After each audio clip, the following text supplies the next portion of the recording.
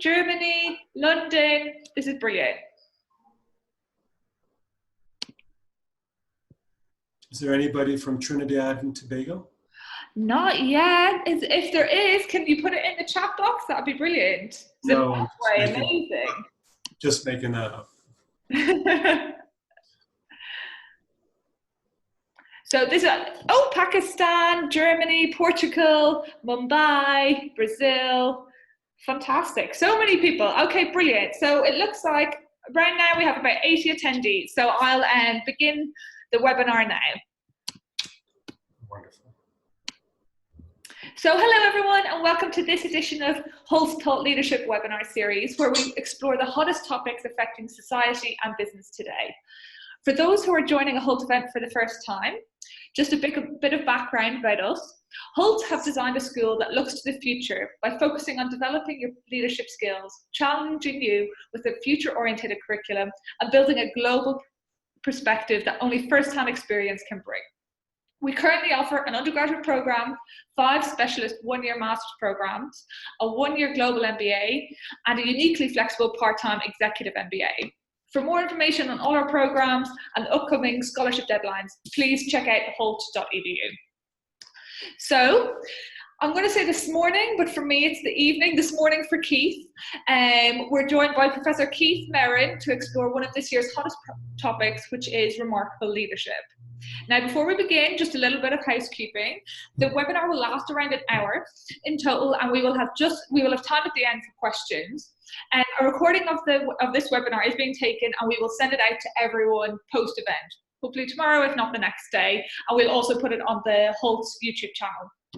If you wish to ask a question, you should be able to see a black bar at the bottom of your screen, and there's a Q&A box there. Please feel free to ask questions throughout, and then Keith will get to them at the end. If you have any issues or sound quality or anything, if anything happens during the webinar, technically, hopefully it won't, I will just restart the webinar, so you can just reuse the link that you already have, and hopefully we will be there and be back on track. Without further ado, I think I'll hand over to Keith. Yeah, thanks so much, Lizanne. Have people been able to see my bio get a sense of my background? I would hope so. It was on the landing page. Oh. Oops, gonna turn that off. Good, all right, so I'm not gonna spend too much time on me. I'm gonna cut right to the chase, but welcome everybody. I'm so excited to do this with you. Briefly about my background as it relates to leadership. I've been a student and an educator around leadership for over 30 years. I'm fascinated with the topic, and you're going to see some of my fascination and a bit of a body of work here as I present. My early fascination took me to writing my doctoral dissertation, doing my dissertation research on the subject of the relationship between consciousness and leadership, or the relationship between a healthy ego functioning and leadership. And indeed, a long, long time ago, I found a clear relationship and wrote it up in my dissertation, and I've written articles in this book upon which this presentation is based, comes from that research as well as a bunch of others. And you may have noticed that in the past few years, there have been companies, especially in the Bay Area, San Francisco Bay Area, but throughout the world, that are exploring how to help leaders and help all people relax and come to a more grounded state of being. Google is legendary for this, and others as well. They even train people at Google to meditate or to find a way of centering themselves from which they can make better decisions. And there's a huge spate of research that is coming out of late that shows that people, when they are more relaxed, more calm, more centered, more grounded, more present, they then make better decisions. And so what I'm going to share with you kind of comes within that stream, although this stream of research and this body of understanding has been going on for a long, long time. So I did some of my original research 35 years ago, and then more recently, about 8 years ago, I went on a journey to meet with great leaders, and I'm going to tell you about that journey, and that's what this presentation is all about. So I want you, as you're listening, to not listen passively, but listen with an open mind and think through on your own. Don't just buy what I'm about to say. I'd rather you think critically and, of course, adopt your own points of view about these things, but just hear my point of view based on 35-year fascination with leadership. And by the way, I should mention, I've worked with over 400 companies in my career, 400 organizations in my career. And almost always, the past 20 years, I worked with the CEO and the senior executive team of these client systems, and I'm helping them become better leaders. So part of what I'm about to share is based on a long, long time of working with some extraordinary leaders, some mediocre leaders, and I'm starting to look at, or I have been looking at, I should say, for a long time, what's the difference? What makes some people great leaders and others not? And so I've been in search of remarkable leadership my whole career. And I think I've found, and I'll share some of what I found. So think on these things. I want to make a simple distinction between two different goals: a goal to sell a company and a goal to build a company to last. And I want you to know that the ideas that I'm about to share are really only relevant for great leadership if your goal is to build an extraordinary organization. There's a certain kind of leadership you can do when your goal is to sell the organization. There are certain ways in which, investment firms, private equity firms, they like to buy companies and then after 2 or 3 or 4 years sell them. They like to do roll-up strategies of buying a bunch of companies, put them together, and then sell the entity. All those things require a different kind of leadership than anything I'm going to be talking about. The leadership that we'll be talking about is based on, it's for any leader who wants to build something of sustainable value.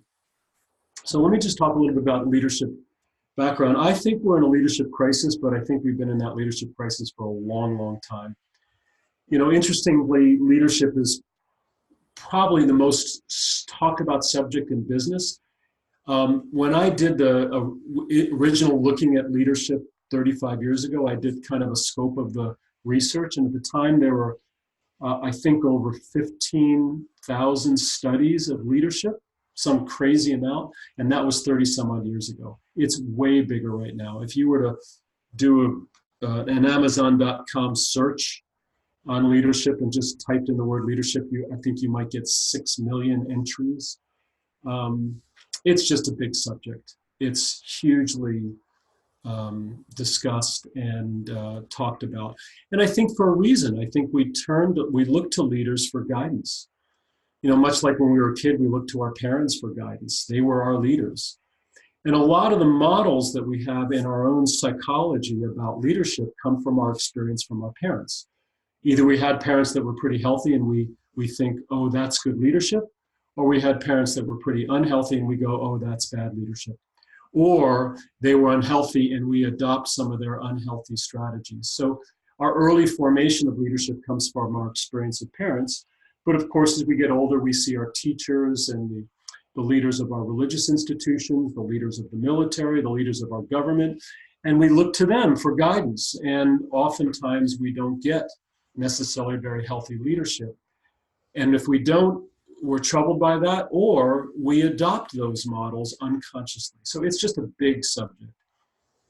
Almost every year there's a major study about a crisis of leadership. And of course, we have challenges with our current president, and he's often looked to in the media as being a problem leader. So here's the interesting thing. We know a ton about leadership, 6 million books published, hundreds of thousands of bodies of research. We know a ton about leadership. Yet in spite of it, there are no more greater leaders. We've been studying this subject for a long, long time, and I don't see much improvement in leadership. So, why am I saying that? Well, there are studies. I think there's a study at the University of Chicago and another at the Kennedy School of Government that's been doing studies of our confidence in leaders over the past 40 some odd years. They do this study, I think, every 2 years, and they measure how do they feel about the leaders of government, leaders of military, leaders of business, et cetera, et cetera. And for a long, long time, 40 years, there has been no change in the confidence of leadership. Roughly 2/3 of all adults have little or no confidence in their leadership.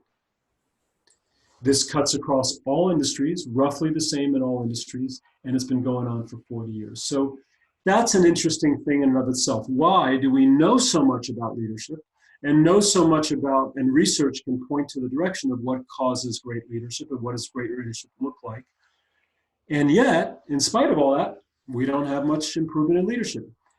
I believe the simple answer to that question is that you can't become a great leader by reading a book.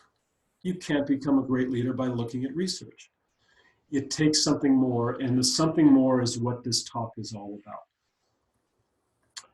So let's just establish a few definitions. I want to go right to the heart of great leadership. I want to say, and I want to get, I'm looking at there we go, I got to keep my timer on here. I want to say that leadership is not a position. Now, a leader is a position. When you point to the CEO of a company, you say that's our leader. So that CEO is a position. A leader is a position, but leadership is not a position. Leadership is a phenomenon. Leadership is not an action. You can't say, oh, that's a leadership action. You can say, oh, that action I think inspires. Leadership is not a skill. Leadership is something else in the way in which we're talking about it. So it's also not management. Management is, if you look at the classic book on management by John Cottle, he wrote this a long time ago. I think the book was called Management or Leadership in Management, written 30 some odd years ago. And basically he said management is about managing tasks, getting stuff done. You've got to manage people. People need to manage their tasks to get stuff done. So management is about promoting, firing, hiring, setting goals, monitoring, evaluating, etc. That's not leadership, that's management. Leadership is something different. So leadership is about inspiration. The goal of great leadership, and the definition I'm going to put forward to you today, or this morning, my morning, is that the goal of great leadership is to guide people to a place they ordinarily wouldn't go. It's to produce a shift in their capacity beyond which they ordinarily could have been on their own. It's to inspire something greater in them. It's to support others in manifesting their potential. I'm defining that as great leadership, and that's what this discussion is all about. How do you create great leadership versus mediocre leadership? So listen, if I were to ask, and I actually have done this, I did this years ago many, many times. I'd go to a group of peoples and I would say, tell me, what would you say are the qualities of great leadership? So take 10 seconds right now in your own mind and think about that for a second. What would you say in your own mind are the qualities of great leadership? What constitutes great leadership? Take a moment, I'll be quiet. Think about it. You might want to even write it down. What are the qualities or characteristics of a great leader? So I asked that question. You probably wrote only a couple things down because I didn't give you much time. But I've asked that question hundreds of times. And here's what I get. People say things like vision, the ability to see the big picture, create focus the organization, drive and determination. Courage is about leadership, integrity, care, and oftentimes people say emotional intelligence. And so, interestingly, you could travel all over the world and ask this question, you'd pretty much get the same list. Notice this is not about management, this is about leadership. And so we know this. if I were to give a talk about vision, seeing the big picture, focus, drive, and determination, you would probably go, ho hum, I know that's what great leadership is. Well, that is what great leadership is. Great leadership is about all of these things. And when you embody all of these things, then people will point to you and say, wow, that's a wonderful leader. And you can't just embody one. You need to embody all of these things to be a great leader, which of course isn't so easy. So we know this. That's not what this talk is about. The question is, what forces cause these things to arise? In other words, if this is what you want in your life, how do you get there? What forces inside of ourselves give rise to this? That was the question that really has been cooking me for a long, long, long time. Why is it that some people embody these and others don't? Everybody knows this. You can read books about this, but some people embody this and others don't. So I was really, really gripped by this question about 10 years ago, and I decided to go on a journey. I decided to seek and find extraordinary leaders, people who met that criteria of leadership I was showing before, people who bring others to a greater and higher level. I decided I wanted to meet these people, and I wanted to find out what makes them tick. Interestingly, it's not so easy to find these people. I'll say why in a little bit, but here's my criteria for selection. I decided I wanted to meet at least 25. I ended up meeting with 36 leaders, I think. And my criteria for selection was they had to be a leader of an organization that was doing something remarkable or unique. They couldn't be the leader of, Joe's Corner pub or the delicatessen down the street. We're talking about organizations that are doing something quite remarkable in the world. I wanted to meet those leaders. They had to be the CEO, president, executive director, or in a couple cases, I didn't get to the CEO, I got to the COO, but the COO was enormously revered. The quality of the organization had to be a direct result of the person's leadership. In other words, let's say company A was a great company, but it was led by somebody who just arrived. Well, then their greatness had little to do with the CEO that just arrived. I wanted to find companies, for example, Apple Computer. Apple Computer is a great company to some extent as a result of Steve Jobs. So there had to be a leader who was doing something extraordinary that created an extraordinary organization. So with that criteria, by the way, I sent out an email to people that I knew and said, hey, do you know anybody like this? And now you need to understand, I know a lot of people. I'm probably 2 degrees separated from the President of the United States and 3 degrees of separation from just about every leader on the planet. In other words, my circle is pretty powerful and they know people like that. And so I have a pretty darn good contact list of friends and colleagues and people. So I sent it out. I sent an email to these friends and said, who do you know that meets these criteria? Interestingly, not many people did. And that tells you a little something. I think I set my bar extraordinarily high. By the way, they had to be a leader when the people that I reached out to, when they said, I know somebody, I said, do you know them personally? They'd say no, and I said, sorry, not going to use it. They said, yes, I would say, and what's your experience of that leader? Is that leader doing something extraordinary and meaningful? And would you say it's a direct result of their conduct? When they said yes, that's when I wanted to meet the leader. Now, this is not a double-blind research study. It is just a way of connecting to great leaders. I got about 15 after I reached out to about 150 people. I got about 15 who said, I know somebody. And then I got some people who knew people who knew people. And I eventually got to 36 extraordinary leaders. Some examples, Chauncey Stark, who I'll tell you about, CEO of the Electrical Power Research. Judith Regala, who was the first female executive leader at FedEx. Guy Jordan, former group president at C.R. Bard, which is this big company, head of the radiology department at Massachusetts General, et cetera, et cetera.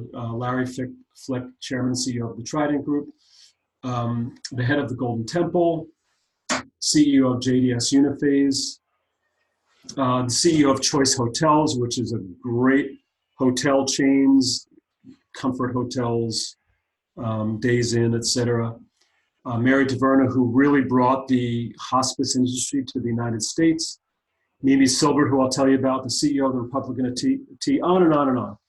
I talked to some wonderful leaders. One of my favorite was Gordon Gund, who was the owner of the Cleveland Cavaliers when LeBron James was there the first time, and he was an interesting guy. Anyway, they were all fascinating. And here's my process. I spent at least 2 hours with each leader. I asked them, what do you see as the qualities that make up your leadership? I asked them a bunch of questions. What matters to you most? What is your view of great leadership? What differentiates you from other leaders? What shaped your view, et cetera, et cetera. So those are the questions I asked, and I had the joy, luxury, satisfaction of 2 hours with these people or more. And I just basically, unloosen the tie, take off your jacket, come sit with me. I really want to get to know you in the depth of who you are. And that was my process. And I just really wanted to connect with these folks. Before I tell you my stories about these folks, let me just say one thing. This whole experience was perhaps the most profound transformational experience in my life. I've got to meet with these leaders about once every 2 weeks for over a year and a half. And to be in the presence of these extraordinary leaders and to feel their solidity and their drive and their qualities, I was just asking myself, to what extent do I embody these things, and how do I bring more of my leadership? I would say it transformed me like more than anything else in my life, to be a better leader in my life. So what I'm going to tell you isn't just, isn't that interesting? I'm a researcher doing, analytic study. It is me sharing with you what's in my heart. And I did not go in. I kind of took all of my assumptions, all of my beliefs about what great leadership is about and what causes great leadership to really meet with these people. And this is what I want to share with you all today. So the first leader I met was this guy. His name's Chauncey Stark. Chauncey died a few years ago. When I met him, Chauncey was 93 years old. He is the founder and was the CEO emeritus at the time of the Electrical Power Research Institute. Now, to understand the Electrical Power Research Institute, I want to say a little bit about it. We'll call it EPRI for short, Electric, E-P-R-I. And most of the innovations and breakthrough technologies in the electrical industry throughout the world are driven by EPRI. And the way that works is Chauncey had this idea. He realized that most electrical utilities throughout the world have little money to do research. Basically in electricity is you plug into the electrical outlet and electricity comes, somebody has to generate that electricity, and that's what electrical utilities do. They generate or transmit other people who generate electricity, they transmit it into your home and into your business. And the reason why there's very little R&D is electricity is basically a commodity. And a commodity is something that you can get anywhere. And the only way you can improve a commodity is, it's very hard to improve a commodity. It's very hard to improve pork. Very hard to improve wheat. You can tinker with it and get it a little bit better, but it's really hard. And so the only way you can make a business in a commodity type business is reducing your costs and being more efficient. And so all these electrical industries throughout the world are simply trying to find ways of becoming more efficient. They're no longer innovating much. Chauncey Stark believed that was a huge problem, because if they're not innovating, then we're producing dirty electricity. We're producing electricity that produces all kinds of problems with our environment. And he felt like we've got a major problem. We need to innovate in our industry. How do we do that? And his simple answer was, we've got to combine our efforts. And so the electrical power research industry is fueled by the industry, where basically they're coming together and cooperating to invest in research together that they can then all use to the benefit of society. That was Chauncey Stark's greatest, brilliant discovery. And he started in 1970 something, he founded EPRI, and it's fueled the major innovations throughout the world ever since in the electrical industry. So Chauncey Stark, I met him, he's 93 years old. I met him through a good friend who was the COO of EPRI for a long, long time.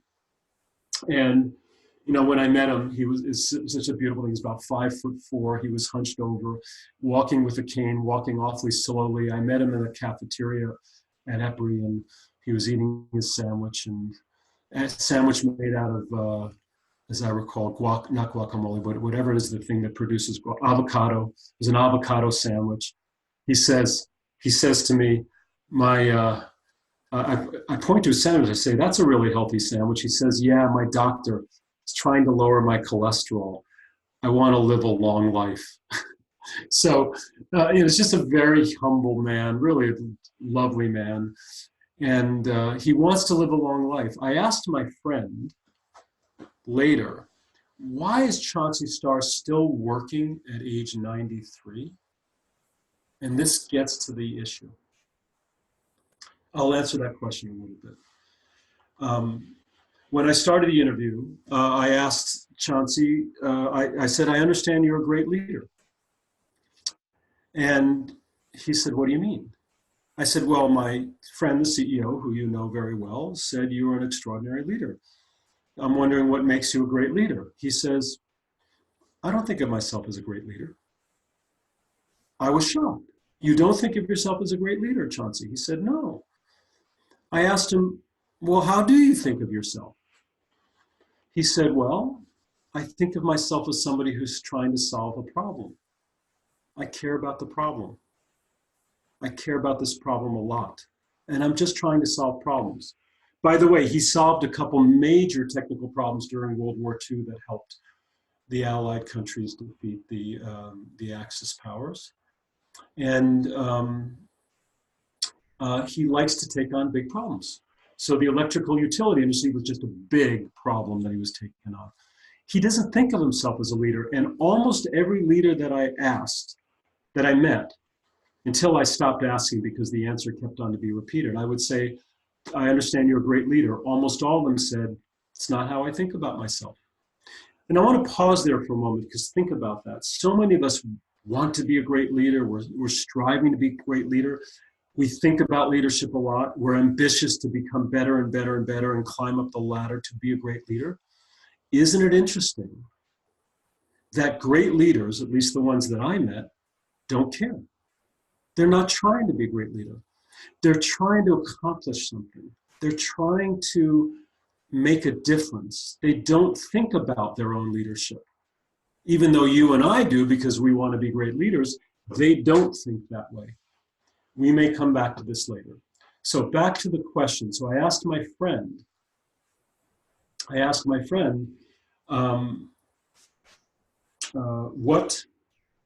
why is it that he's working full time at age 93? And my friend said, it's because Chauncey Stark is trying, he doesn't want to die. What was it? Those words were, he doesn't want to die until he solves the energy crisis on the planet. Think about those words. He's working full time at 93 because he doesn't want to die before solving a major crisis on the planet. I say this because this is the essence of what I discovered. I discovered, and I'll talk about this guy in a minute, I discovered that all great leaders that I met have a clear purpose. That's their focus. They are trying to accomplish something extraordinary, and they feel the sense of purpose about it. That's Chauncey Stark. That's partly what gives rise to great leadership. So I'm going to talk about Jerry for a minute. Jerry, this is a guy. I may not have enough time. I'm going to move past this a little bit because I need to get to this story out. So, clear sense of purpose is what ran through all 36 great leaders. They were extraordinarily purpose-driven. Now I'm going to tell you the second part of a compass. So the first part is a purpose. This is Bannis Hudson. Bannis Hudson, interestingly, was the former CEO of LensCrafters. He took LensCrafters, which was a company that makes eyeglasses and sells eyeglasses. They had storefronts. They were kind of famous about 20 some odd years ago. They're still pretty famous. He took it from 10 stores to about 100 and then sold the company. And then he got hired, about 15 years ago to join a company called Beverages and More, which is a regional company here in the western part of the United States that sells beverages, alcoholic and other kinds of beverages. And when Bannis got on board, Beverages and More was almost bankrupt. And he turned it around in 5 years to become an extraordinarily massive success, financially, practically, and otherwise. And when I met Bannis, what I want you to get, this is really interesting. So many leaders you can imagine, so many CEOs, you go to their offices and they've got these big desks and big pictures, and they got a picture of all those awards, and there's a picture of themselves with the President of the United States shaking hands with a sign that says, the President says, "Well done," or you're my, I admire you, or whatever. All these leaders show all these things. Bannis, you go to his office, he had this simple metal desk. He had one picture on the wall. It was a tiny office, and this was just fine for Bannis. An amazingly humble man. And when I asked him questions about his business and how he turned it around, basically what he said to me, I needed to have a clear map. I needed to have a clear theory. I needed to understand what was the essence of the problem in the organization and what would turn it around. And he said, here was my plan. I had a 5-year plan and it had these 5 features to it. We're going to put the customer at the center, and we're going to make these changes, and poof, we will create a better organization. And that's my plan, and I'm sticking to it. And so the second thing that I learned, and almost all leaders that I met had a similar plan. And so a clear compass is this idea that you have a clear sense of who you are and what you're creating in the world, and you go about creating it. And unwavering. When you've got a clear compass, this was kind of my what I discovered. That's what gives rise to vision. It's what gives rise to strategic ability, and it's what gives rise to focus and determination. These people had vision, strategic ability, focus, and determination because of their clear compass, their clear internal compass that guided them. So that's one of 3 things that I want to say about what gives rise to great leadership. It is an internal compass. This is Atef. Briefly, Atef was the head of a bunch of major 5-star hotels, Atef Montcurios. And Atef told me this story one time when I met with him. He said, Keith, what turned me around as a leader of hotels? For years, I had been leading hotels, doing this, doing that, and I was a pretty good leader. But there was a point when I became a great leader in the eyes of others. And it was a very disturbing point. He said, I was in my hotel. I knew a bunch of people for years. But I hardly really knew the people that worked for me.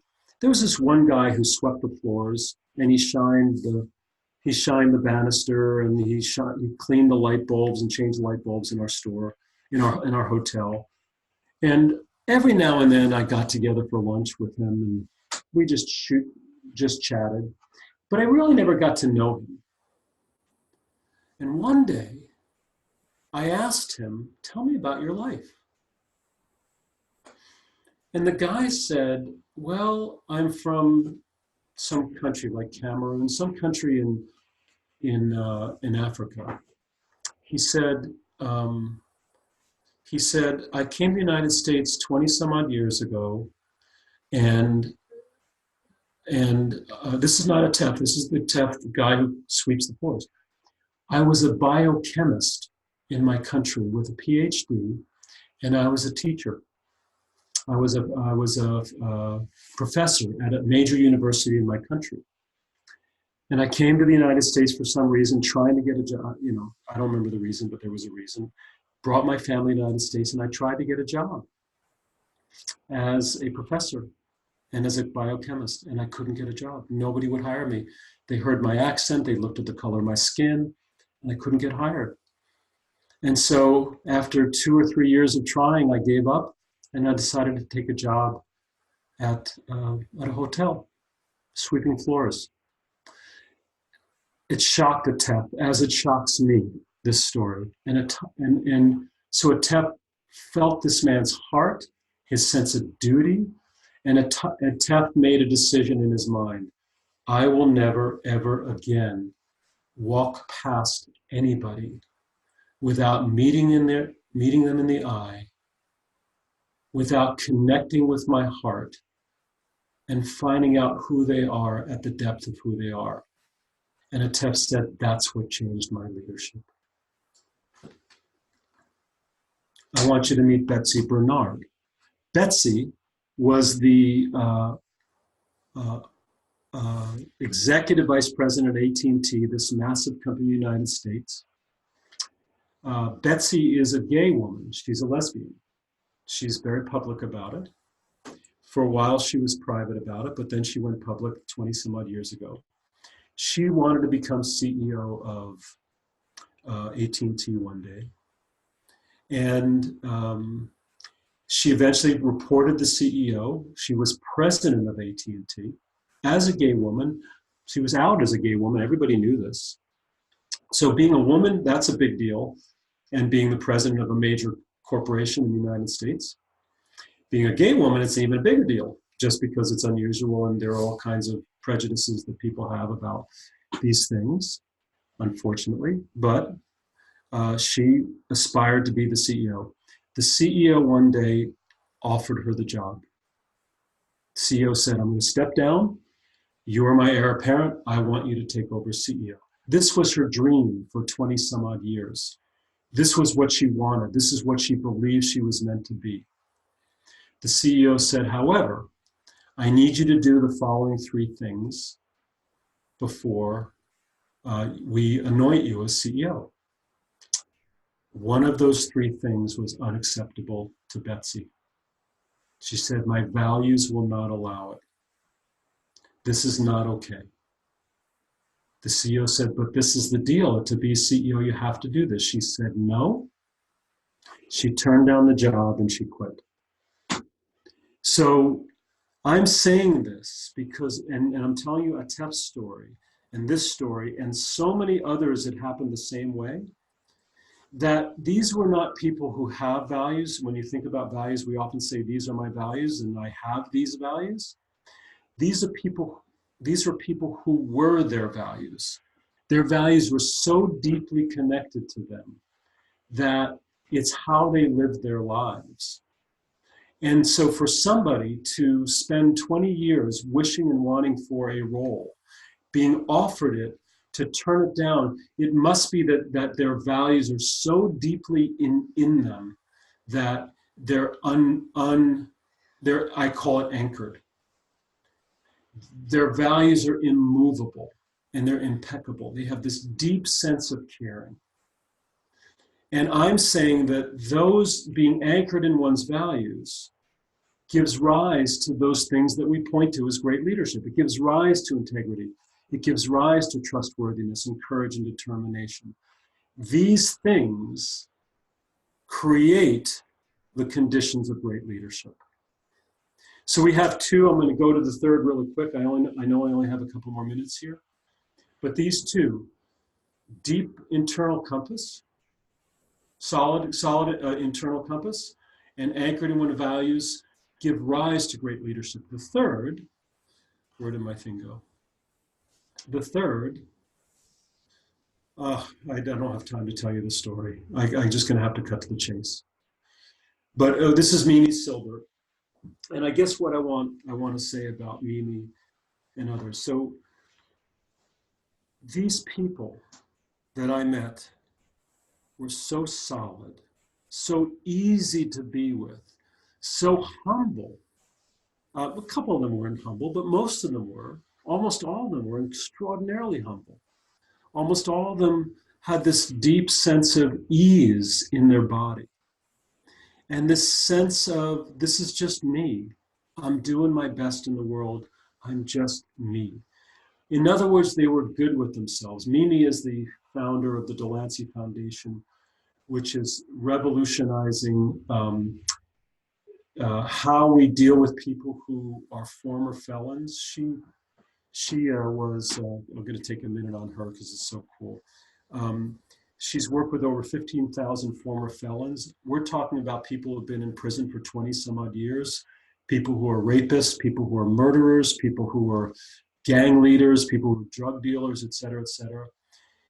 After they come out of prison, where do they go? Well, they usually go back on the street, and they usually suffer significantly in their lives and repeat.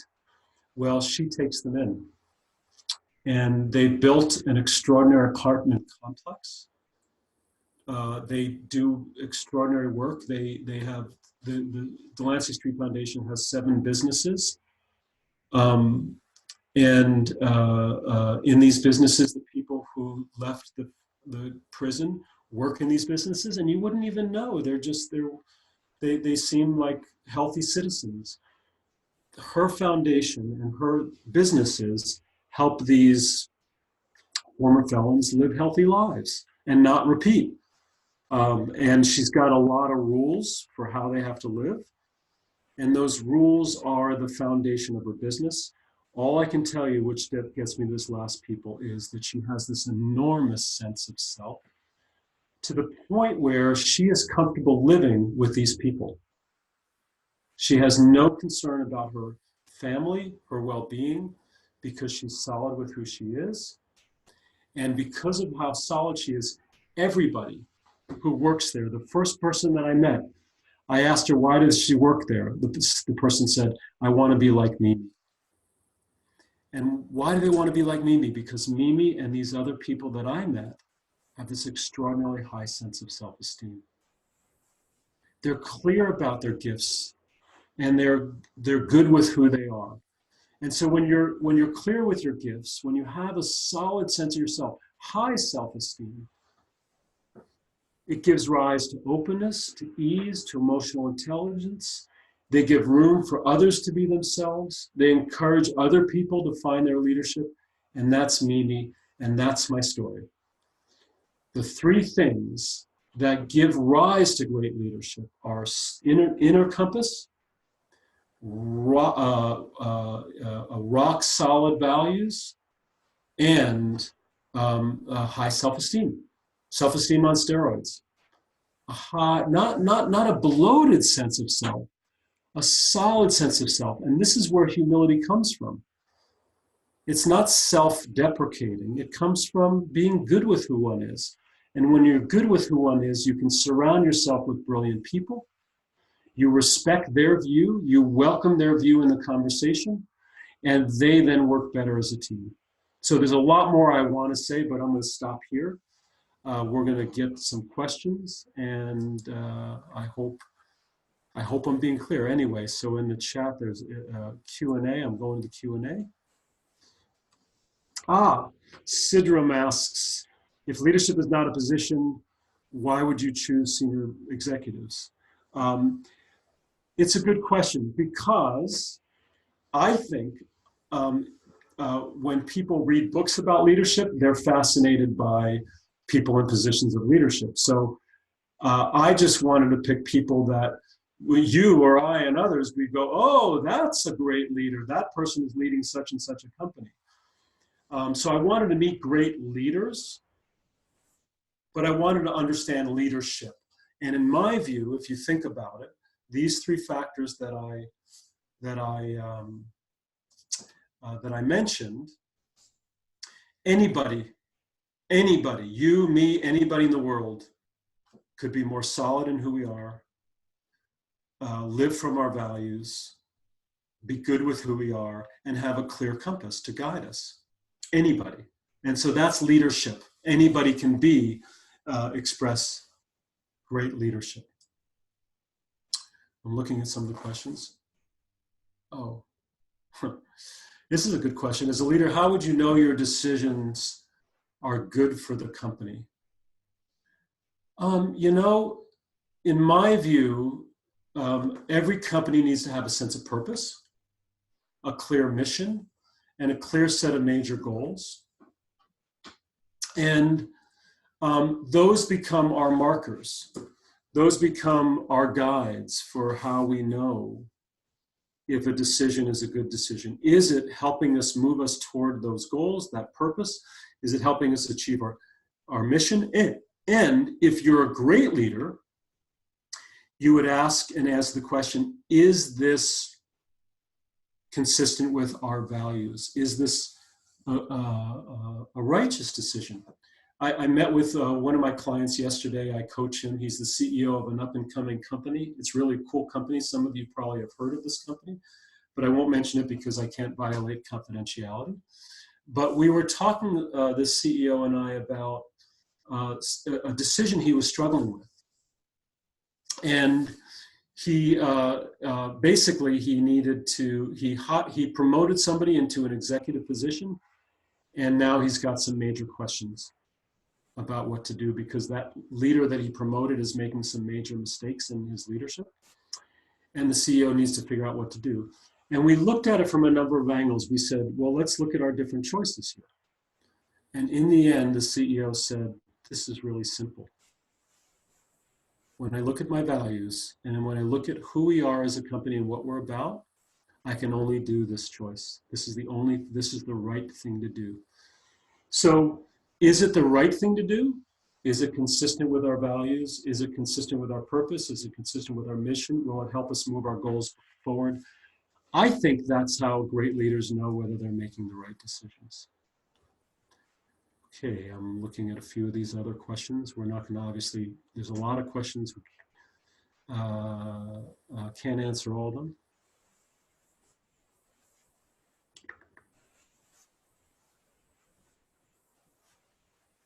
Why is it, this is interesting, people know leadership qualities, but still there are only a few leaders. Why is this so?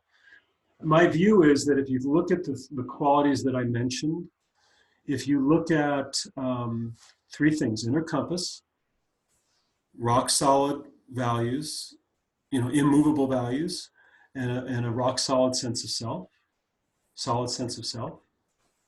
these are not so easy to come by. So many leaders want the position, they want power, they want to make things happen, but they'll try to do the things that great leaders are supposed to do, but they won't embody the qualities that give rise to great leadership. And so in my mind, the three factors require deep work. So many of the leaders that I met, they treated their own inner journey as important. They worked on themselves. When I coach leaders for years and years. And almost all the leaders that I'm coaching are working on themselves and deepening themselves. And through that deepening, they become better and better leaders. So I don't teach them the skills of leadership. I don't teach them the doing or the action of leadership. I teach them the being of leadership. And because of that, they grow and deepen. And I think most leaders don't want to do their inner work. And so most people don't do the inner work. So you end up with no better leaders. That's my hypothesis. Cherry asked, were there any non-Caucasian people in the group? Yes, there were. Tef is non-Caucasian. Another gentleman was Hispanic.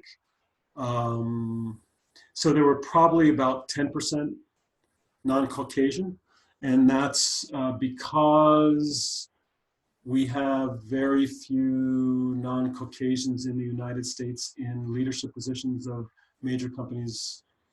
But I don't see how race or color has anything to do with these three qualities. These three qualities can be embodied by everybody and anybody. I could have done a study, where I was looking at, are there any differences? That wasn't the spirit of the study. So I didn't, strive to look for high diversity in the study. And it's hard to find high diversity in CEO positions, unfortunately. And that's a problem, by the way, that I'm trying to change, including it's hard to find females in position of major leadership in major corporations. And my most recent book, called Gender Intelligence, and the work that I've been doing for the past 15 years, is designed to change that, to break the glass ceiling for women in a big way. And so I think it's a great question, and I appreciate it.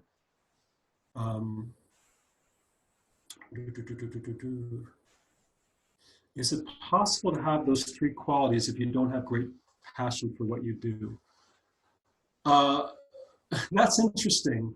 I'm not sure I understand the question completely, but if I get the question, is it possible to have those qualities?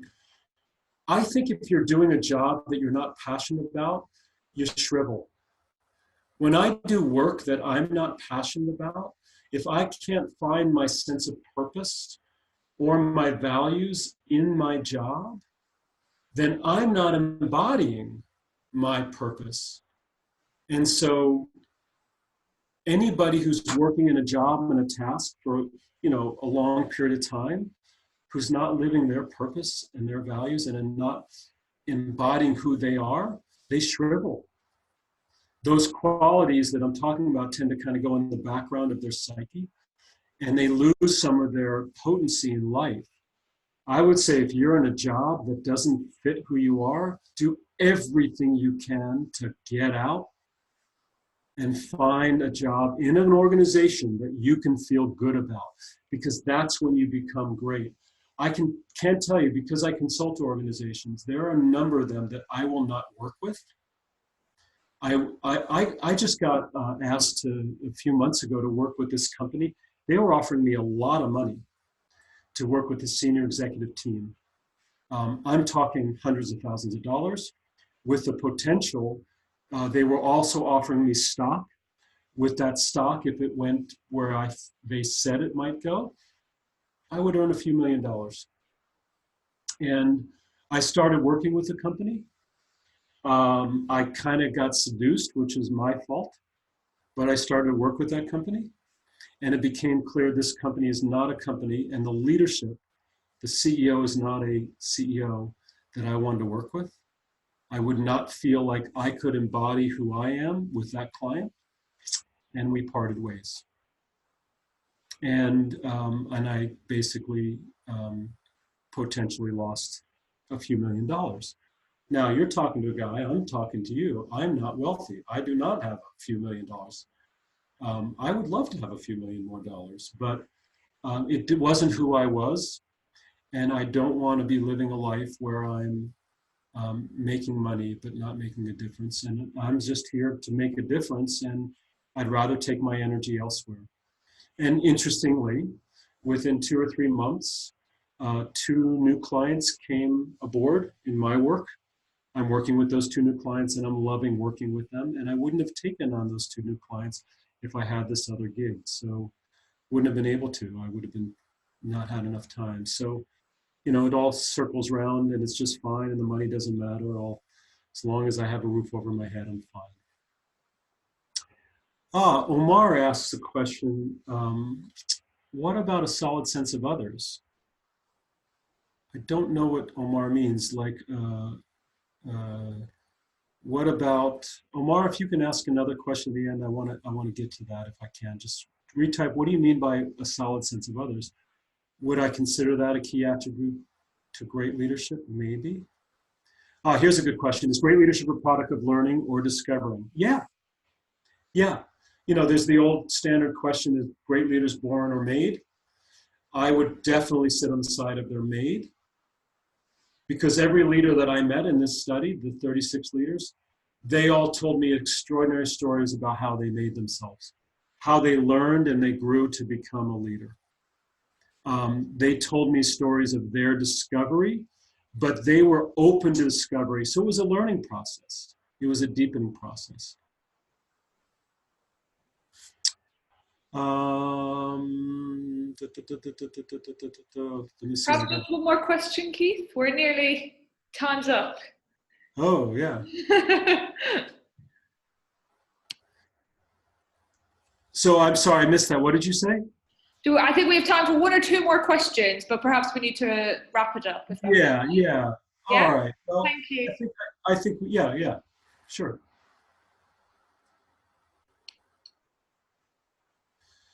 So I'm a little confused, but let me just wrap this up.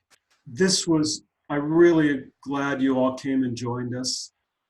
I'm sorry I couldn't get to all the questions. I'm sorry I can't even see you all, but I'm trusting that this had some value for you. If you took away anything from this presentation, then I will tell you one more thing, which is this. Stop copying other people. Stop studying others. There are great leaders out there. They're wonderful leaders. But if you look at somebody and you say, wow, that's a great leader, I'm impressed with that leader, I want to be like them, I want to offer the following. For you to believe that that person is a great leader, it must be that the seeds of great leadership are already inside of you. And the only reason why you would look at them and say that that's a great leader, it's because your values line up with them, or your aspiration or some part of who you are is already like that. Otherwise, you would never point to them and say that's a great leader. And so don't copy them. Take the thought, oh, that's extraordinary, and own that that's part of who you are, and cultivate that. Great leaders, in my mind, don't copy anybody. They simply embody who they are more and more. And that's the essence of what I want to say. Thank you all. Anything else, Lizanne, before we complete? No, I think that's everything. So thank you so much, Keith. That was really great. And thank you so much, everyone, for joining us. As we said before, recording will be sent out in the following days of this webinar. And if you'd like more information on our courses, please make sure to visit hult.edu. And if you feel like this was useful, we have a number of other thought leadership webinars coming up. The next is on the 10th of December with Olaf Groth.